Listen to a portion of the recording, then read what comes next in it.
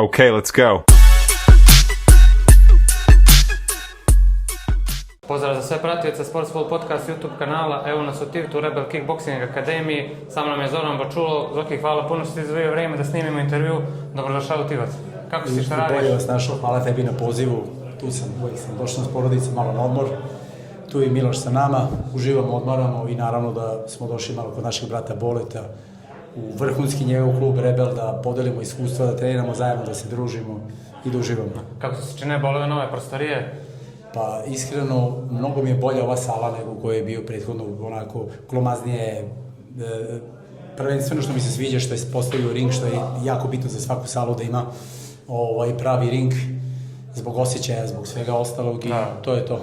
Reci mi, evo, nešto što svi žele da čuju, to je utisci nakon meča Miloševog, taj poraz, eto, koji niste ni očekivali, ni htjeli, a recimo, eto, malo iz svog ugla trenerskog, kako si ti vidio taj meč, šta je moglo da se promijeni? Mislim, lako je pričat sad posle meča, ali... Naravno, svašta je moglo da se promijeni. Ja sam siguran da smo se držali, da se Miki držao taktike od početka, da bi taj meč sasvim drugačije izgledalo. Prvenstveno i ta cela nedelja i ceo period iza nas, ja sam vidio da postoji tu neka promenica u vidu toga da je Miloš jedna osoba koja je bukvalno svu energiju dala i publici, i fanovima, i organizaciji, i svemu, a najmanje je tu mislio na sebe. To je ono što sam ja primetio i iz čega sam pokušavao da ga iščupam, pa i u samom ringu kad smo bili kad smo došli do svršenog čina, do momenta kad smo ušli u ring, kad su nas prozvali i to, govorio sam u ringu, sam govorio da mora da se fokusira na 4 konopca i da mora da se fokusira na kromu.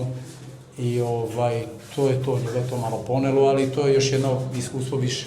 Ali dobro, ja se nadam sad da ćemo posle sledećeg meča dobiti novu priliku za pojas i isto tako verujem da ako se budemo držali game plana, to je taktike naše, da ćemo doći do pojasa i do velike pobjede. Sljedeći meč koji se očekuje, to je Plazibat i Miloša bivši protivnik. Kako ti vidiš taj meč? Ko je po tebi favorit? Ko ima veću prednost? Pa iskreno ti kažem, na takvoj sceni i u takvoj organizaciji nema niko prednost. Što se dalo videti u cijelom ovom turniru, svi favoriti koji su trebali da osvoje turnir su prvi ispali. Finale turnira su bila dva takozvana poluteškaša koji su počeli iz poluteške kategorije i vezano za taj meč, pa šanse su 50-50, ako Plazibat uspe da dođe do svoje razmene i do svoje igre, mislim da ima velike šanse, ali ako upadne u kolotečinu od krome, mislim da gubi na poene. Koji su vaši planovi do kraja godine? Da planirate neki meč ili... Planiramo svakako.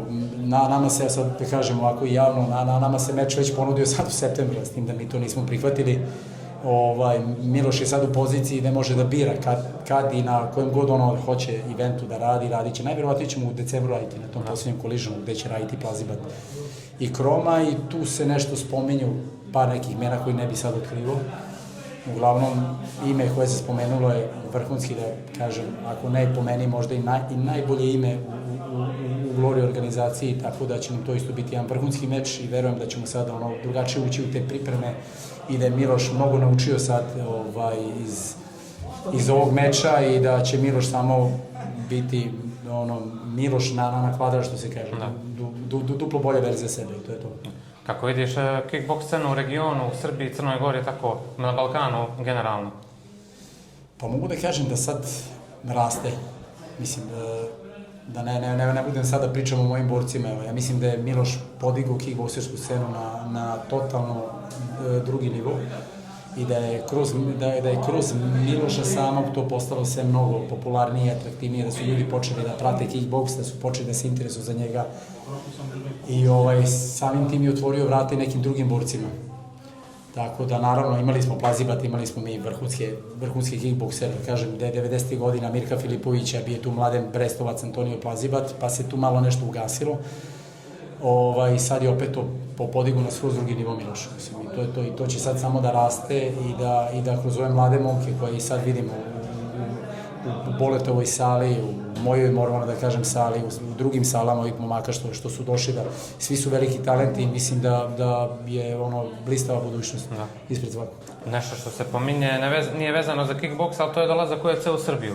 Planirate li vi možda da popričate sa ljudima iz Glorije, da vi dovedete, da budete prvi koji bi doveli pa i Glorije kickboks? hoćemo. Oni su nam sad, baš kad smo završili ovaj posljednji meč, mislim i pre tog meča je bila priča sa vlasnicima Glorija da dođu u Beograd. Glorija već bio u Hrvatskoj, sad ja veram da ćemo mi biti prvi ti koji će da dovedu Gloriju u Beograd, a datum bi trebao da bude april mesec 2027. godine. Sad, da li početak ili kraj, još ćemo da vidimo, ali to je ono 90% već savršeno priča. Sigurno nešto će dosta značiti za Srbiju i za tu kickboks scenu.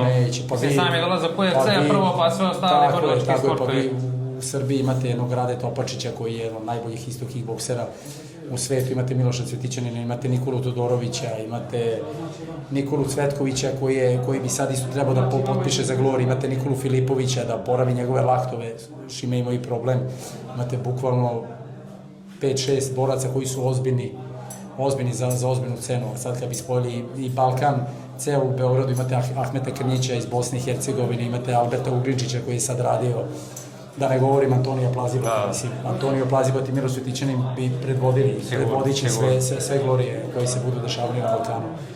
Mislim, to je to, ništa.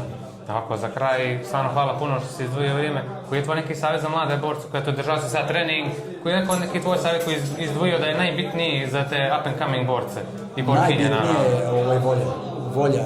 Kad kažu, borac ima talenat. Talenat nije kako će onda izvede prvu tehniku na treningu. Da li će to izvede fenomenalno, taj prvi udarac koji mu trener pokaže prvu tehniku.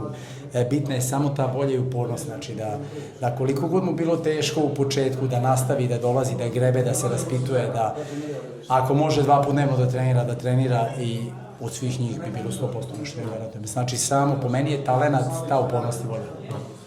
Zoki, hvala puno na izdvojenom vremenu, želim vam svu sreću u daljoj karijeri, stvarno, mislim, čast mi što smo pričali, što sam došao da gledam trening, upoznam tebe Miloša, tako da nadam se sljedeće godine da se gledamo ponovno. Gledamo se sigurno, ja kažem kako sam ja nešto isplanirao da da Bog, pošto smo sve sad ovo planirali, Miloš i ja, u posljednjih 2 godine obistinilo se sve, nije se obistinio sad ovaj posljednji meč, ajde. Ali ja se nadam da ćemo 2027. doći do pojasa. Da će Bog što se kaže. Tako da, ljudi, to je bio Zoran Bačulo, like, share, subscribe i vidimo se u sljedećem intervju. Pozdrav.